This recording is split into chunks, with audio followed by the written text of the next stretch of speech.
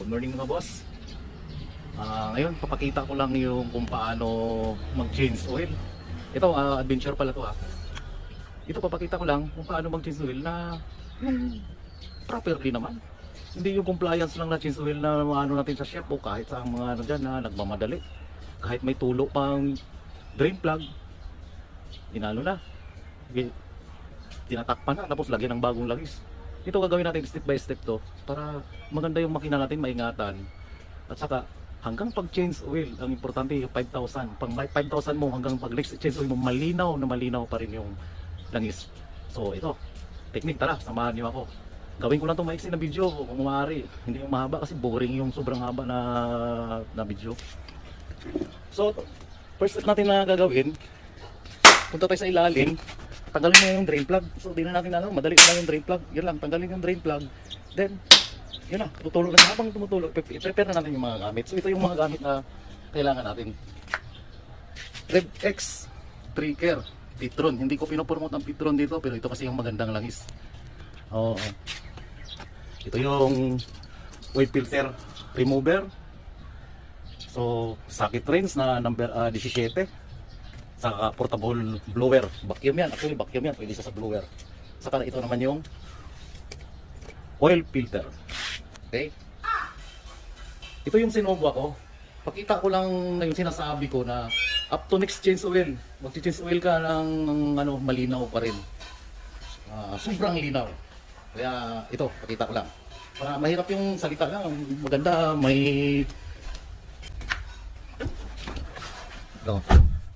Pakita ko muna yung mileage.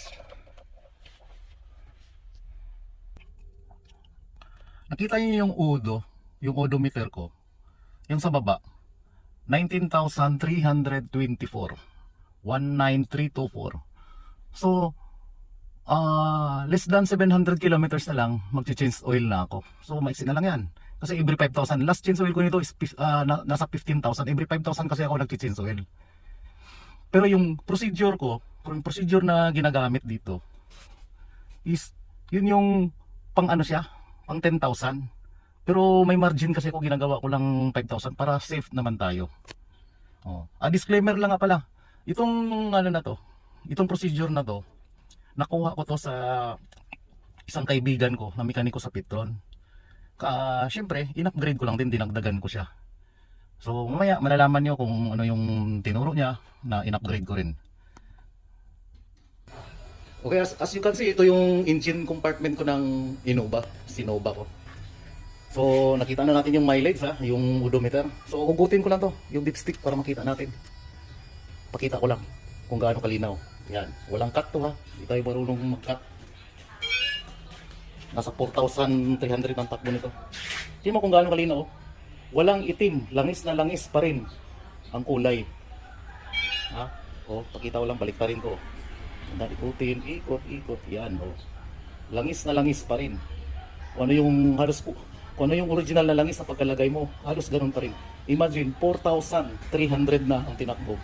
More than 1 year na to kasi naabutan to na standby ko sa lockdown.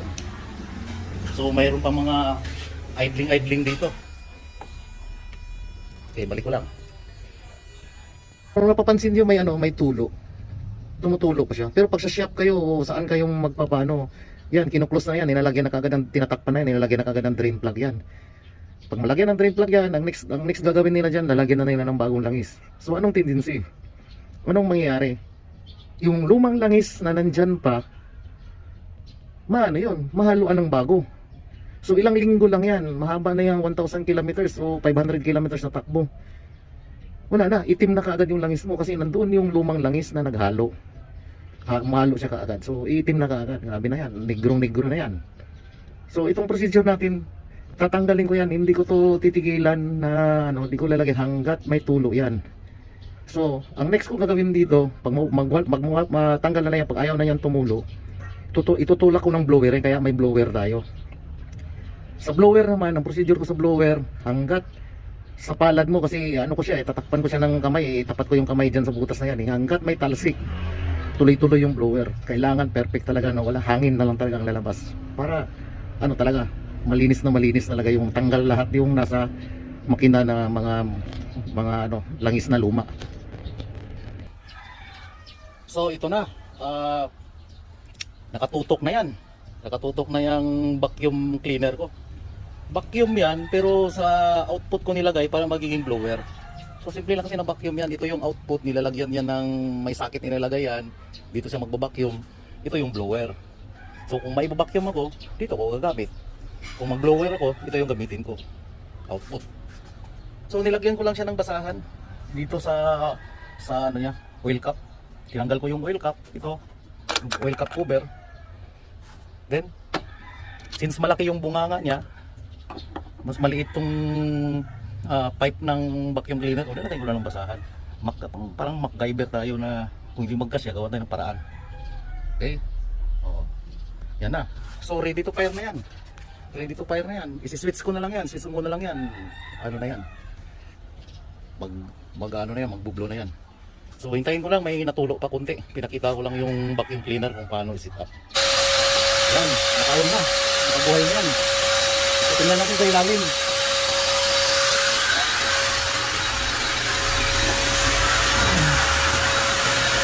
Yan. Bumuka. Tumulo. Ang ginagawa ko dyan, ito natin ko.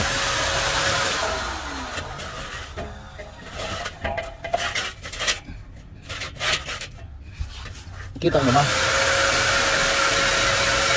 Ayan ang butas oh. Hindi na usap-usap oh. Oh. Ang ginagawa ko dyan, hindi ko ipitigil yung vacuum. Yung blower. Hanggat itong kamay ko. Ay, harang ko ah. Yan, harang ko yung kamay ko. Yan, kita nyo? Sige, tuloy mo, Miguel. Hanggat mayroong lumalabas na langis dyan, hindi ko ipitigil yung vacuum. Kailangan hangin na lang, wala nang kasamang ambon kahit yung mga tansik yan na langis. Kailangan wala yan. Medyo matagal-tagal to. Cut ko muna, i-update ko kayo mamaya. Ito, okay na yung ano natin, pag-blower natin. Malinis na, wala, hangin na lang yung bumubuga sa baba. So, tinanggal ko muna yung blower. Kasi ilalagyan natin siya ng langis. Ito yung procedure ni Darwin, yung kaibigan ko na mekaniko na galing Saudi. Ito yung ginagawa nila doon. 1 litro lang na idagdag. Actually yung 1 litro na yan, huwag tayong manghinayang, itatapon din natin yan. Ang purpose ng 1 litro na yan, para yung mga natira pang langis na nakadikit, haluan yan ng bago. Tapos pandarin natin ng 15 seconds lang. 15 seconds paki-note na lang. 15, huwag na kayong lumagpas para, actually sabi niya 1 minute. Pero hindi ko sinunod. Kasi palagi na tayong may margin eh. Kailangan nating may margin. 15 seconds lang ang tinalo ko. Kasi para nag-alangan ako doon sa 1 minute kasi medyo sobrang tagal na yun. 15 seconds lang. So yung langis na yan, itatapon, ilalagay natin yan sa ano mismo, sa makina mismo. Isasalin natin yan. Tapos pandarin natin. Pero bago ang lahat, never natin kalimutan to. Ito, ano to? Ano yan? Drain plug. Ito yung nakalagay sa ilalim. Paglagay natin yan, tapos nakalimutan na ito, ay tutulo lang din sa ilalim. Kailangan mailagay mo natin. So ilagay ko muna to. Kapangin ko muna. Hindi ko na to videoan kasi sobrang sikip. Medyo madali na lang to eh. Hindi na natin to self-explanatory na lang to. So ito na, sasalin na natin. Okay, lagay na natin, ubusin natin to. Yan. Tabi muna natin yan. Tabi muna natin to. Balik natin to, oil cap. Okay. So napansin natin, ang nilagay natin 1 litro lang. Yung 1 liter na yan, yun yung sabi kong itatapon natin later on. So linisan ko muna itong nakalagay sa makina kasi pandarin ko to ng 1 litro lang. Ito pandarin ko na ng 15 seconds. 1,000, 2,000, 3,000, 4,000, 5,000, 6,000, 7,000, 8,000, 9,000, 10,000, 1, 2, 3, 4, 5. So yun na, kumutan. Gagamit tayo ng vacuum o yung pinakita yung ginamit ko. Huwag tayong gumamit ng air compressor o yung may tangke na compressor. Kasi magkakaroon ng moisture, may tubig yun. Maraming ayaw na magpaano diyan kasi yun lang may tubig daw, nagkakaroon siya ng binagbubuga ng tubig, masama sa makina yun. So yun lang gamitin natin yung portable na vacuum. So yun lang. At saka yan ko na rin yung regarding sa Perto kung gusto niyo malaman ang review, tingnan niyo na lang sa tingnan niyo na lang sa sa YouTube, i-search na yan, do your own research, makikita niyo yun doon yung mga review ng ng Pertua na yan.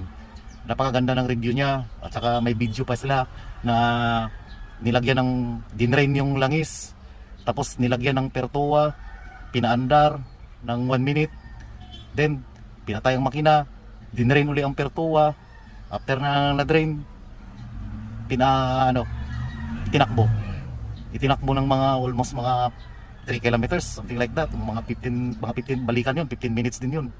So, okay ang makina, wala, hindi siya kasi ang naging theory doon, kahit dinrain yung Pertua, nakadikit na siya sa piston ring at saka sa bore, yung mga nakadikit niya na Pertua, yun yung nagkakaroon ng nami-maintain niya yung may langis doon na pa rin, hindi pa rin bakal to bakal kasi nilalagyan niya ng film. Parang filming yung mga boat na bakal between piston ring in bore at saka other parts ng engine sa loob. Lahat na yun nalagyan na siya ng film, kaya wala, okay siya. Walang tingnan niyo na lang yung review para makita niyo lang yung Hindi ko pinopromote dito ang Pertua pala. Ang sa akin lang personal use na nakita ko lang kung gaano siya gaano ka effective. At saka yun na, isang pampalinaw din. Malinaw siya na hindi siya maitim hanggang mag-change oil ka uli. Habang binoblower, pakita ko lang yung ambon sa kamay, yung kamay drain plug. Ito bubugan ng hangin na yan. Yan, bubugan ng hangin yan. Oo. Nakita nyo parang wala nang lumalabas. Ilapit ko yung kamay ko. Okay lang.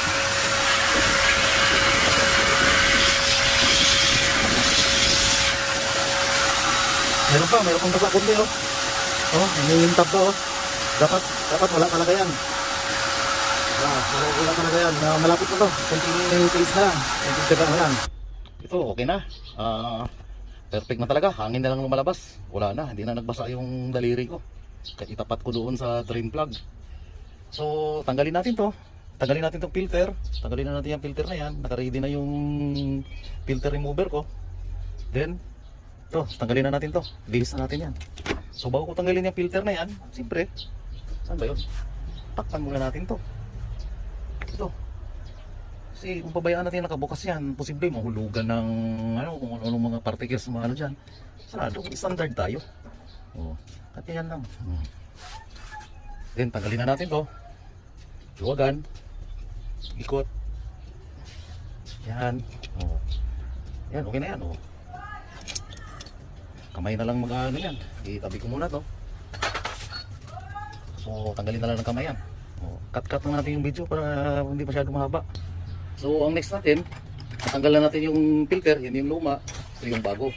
So bago natin ikabit yan, typical na ginagawa ng mga mekaniko, sundin natin. Kasi para mag-tight talaga siya. Lagyan natin siya ng langis. Pahiran lang natin ng langis. Yung rubber niya, yung o-ring. Ito. Yan, basahin lang yung kunti lang yan. Para paglapat niya doon sa pinakalabi niya, hindi talaga mag-leak. So, yan. Okay na yan. Kabit na natin yan. Ito dapat pala doon, ilalagay natin to doon. Dapat pala ito, punuin muna to ng langis bago ilagay. Since ang pwesto nitong adventure, nakadesign talaga ng makina ng adventure is nakahiga, hindi natin siya malagyan ng langis. Kasi pag punuin natin ng langis, pag ipahiga natin, wala, tapon ka agad. So kahit wala na itong langis, hindi ko na ito lagyan ng langis. Na lang. Pero pag yung mga engine yun na kadalasan engine sa akin, inuba nakaganyan nakatihaya. So okay yun. Lagyan na yung dati kong Starex, ganun din, nakatihaya din yun. So okay yun, pinupuno ko muna bago ko ilagay. So, kasi may purpose yan, may purpose lahat yan. Bakit ganyan, lalagyan? Kasi unang andar niyan, malalagyan ka agad ang turbo ng langis. Unlike kung blanco yan na kinabit, walang laman, maraming mekaniko dyan gumagawa dyan na walang laman, di na alam ang theory. Pupunuin niya muna yung filter, naka-andar na, pupunuin niya muna yung filter bago pupunta doon sa turbo. Unlike kung puno na siya, mayroon na kagad langis papuntang turbo. So, ganun yun. Ito, hinahigpitan ko na. Hand tight lang to. Usually, ginagawa hand tight. Yun ang hand tight lang siya. Kasi napansin ko to kanina, sa akin hand tight siya, pero lagyan ko pa rin siya ng tools na kunting ikot lang para sigurado. Katulad ganyan, pagtanggal ko to, unang tanggal ko kanina, ano eh, na ano ko siya eh, ano rin eh, yung pagluwag. Kamay lang din ginamit ko, supposedly hindi dapat eh. Kasi hand tight ang ginamit nila. So gamitan ko to rin ng tools, konting turn lang. Ito lang, ginamitan ko lang ng tools, so tingnan nyo. Konting ano lang, konting 116 lang, konti lang. Okay na, yun lang. Galing sa hand tight, paanohin mo lang konti ng, gamitan mo lang konti nito. Ano lang, gagalaw lang siya konti, okay na yan. Ito yung sinasabi ko na in-upgrade ko lang yung tinuro ni Darwin, dinagdagan ko lang ng Pertua. Available to kahit saang ano, saang auto parts. Pero kung gusto niyo makamura sa Shopee, nasa 400 lang to, hintayin niyo lang, may free shipping pa. So 400 ang isa, dalawa to. Dalawa yan. Yan, yun yung isa. So nakakan lang to siya. So kung paglagay, nabuksan ko na siya. Kasi sabi ko, shortcut nga tayo. So itupi mo lang to kasi alloy lang to eh, malambot lang yan eh. Para pag ano natin, paglagay natin, hindi siya matapon. Kasi mahal eh. Ang bango nito. Organic to ha, organic to na ano, Pertua. Additives. Ito yung isang dahilan bakit malinaw ang langis. Aside sa procedure natin, yung procedure natin kanina na ginawa na blower tayo, tinanggal lahat ng langis at dagdag tayo ng 1 litro. Procedure din yun, pampalinaw. Plus lagyan mo pa ng ganito. Pag nilagyan ng ganitong Pertua, ang recommended nito ng ano, kahit basahin sa review, 15,000 kilometers to kahit ang ano, bago ka mag-oil. Pero may margin ako, di ko sinusunod yan. Ginagawa ko 5,000 lang para safe tayo. I-post mo. So naubos na yung dalawa. Yan na. Ang next natin dyan, langis na. So ang procedure, mauna muna ang Pertua bago ang langis para pupunta sa pinakailalim. Pag andar na lang, bahala na siya magalo-halo dyan. Basta hindi siya pwede na ilagay na pinaka panghuli siya. Dapat mauna siya. Tapos huwag nating tipirin. Huwag nating tipirin ng Pertua. Dalawa yan. Useless lang din ang pag-isa yung ilagay natin. Kasi recommended, doon tayo sa recommended niya. Recommended sukat niya. Kung ilang ml. 320 ml yung isa. So kung dalawa, 640. So yan. Sa 2.5 engine na diesel. Ang isa na nililagay, pang kutsi lang yun. Pag motor, pati motor ko nilalagyan ko rin ng ganito, 60 ml lang nilalagay. So mayroon siya, pag bili nyo sa Shopee may description na yan doon kung ilang ml, mayroon na siyang ano, yun na lang din ang sundan natin. Ito nalagay na natin ang ano, Pertua, yung dalawa. Ang procedure lang nito, di ko na rin ano na lang sa ano sa video. Kasi pagkalagay ng Pertua, isarado natin yan. Then ilagay mo yung 5.5 liters, 5.5 lang, 5.5 ng sukat, tapos paanda rin kahit mga 1 minute, wala nang problema yun kasi may langis na siya para makita lang natin ang sukat. Kasi wala pang laman kasi yung filter na yun pag hindi natin pinaandar. Pag paandar saka siya mag-alaman para makuha ang sukat. So ginawa namin kanina, 5 litro muna, 5 litro, pinaandar ng 1 minute, then pinatay, sinukat ang dipstick. Pagkasukat sa dipstick, kulang pa siya konti, kulang pa, dinagdagan ng 500 ml. So kaya ngayon, pag tingnan natin yung sukat, sakto na siya. Ito. Yan. Sakto na siya. Linaw kasi. Ang linaw pa kasi niya eh. Sobrang linaw. Kahit ako, nang problema ako, mga 3,000, sobrang linaw. Ang hirap, kahit ngayon, yung mahirap, kailan pupunta ka sa maliwanag para makita mo So, yan ako lang tong label Sigit ko na lang, i-review ko lang tong label. Itong pangalawa, ano ko sa daliri, yung pangalawa, yan talaga yung sukat niya, yan yung maximum. Itong pinakauna, yan pinakaunang kanal, yan yung minimum. So dapat maglalaro lang ang label dyan sa minimum at saka maximum. Yan. Kasi kung bababa siya sa minimum, ay wala na, alanganin makina mo doon. Tapos kung susobra din siya sa maximum, nandito ang label ng lagis mo, pangit din yun, masama yun. Kasi magkaroon siya ng high pressure, maghahanap ng matagasan, malulusutan ang langis, yun yung cause ng mag-leak kasi sobra ang langis. Dapat dito lang. So ang level natin ngayon, nandito lang talaga siya. Hindi lang makita masyado sa video kasi sobrang linaw kasi. So yun lang, summarize ko lang tong ginawa natin. Una, tanggalin ng drain plug, magano ng pangsahod, yan, sobrang itim niya. Lagana ba, bahala kayo kung ano yung Then second, Yun na yung vacuum, vacuum cleaner na ginawa nating blower. So, then, pangatlo, pag madrain na siya, lagyan na uli ng isang langis. Isang litro. 1 liter lang siya. Paanda rin, pero huwag kalimutan yung drain plug ha. Yung drain plug, ikabit muna. O, paanda rin ng 15 seconds. Then pag paandar, i-drain uli. Then pang-apat, nung na-drain na, blower siya uli. I-blower siya, dapat malinis talaga. Wala na siyang bugang langis, hangin na lang. O. Then pang-lima, pag okay na, kabit na yung drain plug ha, drain plug. Then yung oil filter. O. Kung makabit na yung oil filter, okay na siya lahat. Lagyan na ng Pertua. Yung Pertua na dalawang can, 320 ml lang isa. Then pang-anim na ba? Oh, basta ito, lastly na lang. Maglagay na lang langis. Lagay na lang 5 litro lang kasi may nalagay na tayo ng 620 kasama yun sa sukat eh. 640 pala, dalawang 320, 640 plus 5. O ilang 6.140 na siya. Oh, 6.140 ang ano niya. Ang sukat. Lahat na kasi 5 liters muna, paanda rin, then dagdag ng 500 ml. Ang purpose natin siya para hindi tayo sobra. Ano lang siya, yung saktuhan lang talaga tayo. Di bali ko kulang konti kasi pwede natin dagdagan yan sa pag-change oil natin. Pero sumubra yan. Mahirap, magdi-drain na naman tayo. So, yun yung sa summarize niya. So, ko na lang to. Sana may natutunan kayo sa video na to. Pwede nyo i-apply para makita nyo rin kung totoo ba yung habol ko dito, yung engine performance kasi nandito kasi yung langis sa change oil kasi ang pinaka-importante ng makina eh. Na once mabawasan na yung viscosity rating, yung EPI rating, yung tinatawag na yung 5W40, 5W50, may mga rating yan. Kaso itong natin, reverse breaker naka-rated to, mas mataas pa to sa sa recommended niya. Kaya maganda tong reverse breaker ng Petron. So, yun lang. Sana may natutunan kayo at